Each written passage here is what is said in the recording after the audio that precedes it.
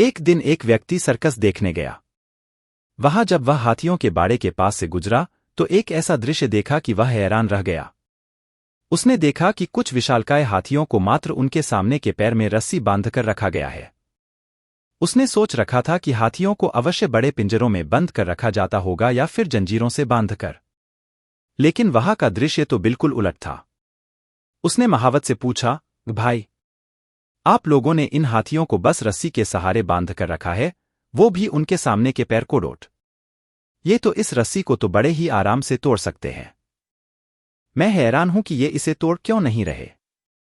महावत ने उसे बताया, ये हाथी जब छोटे थे तब से ही हम उसे इतनी ही मोटी रस्सी से बांधते आ रहे हैं। उस समय इन्होंने रस्सी तोड़ने की बहुत कोशिश की, लेकिन ये छोटे थे, इसलिए रस्सी को तोड़ पाना इनके सामर्थ्य के बाहर था। वे रस्सी तोड़ नहीं पाए और ये मान लिया कि रस्सी इतनी मजबूत है कि वे उसे नहीं तोड़ सकते। आज भी इनकी वही सोच बरकरार है।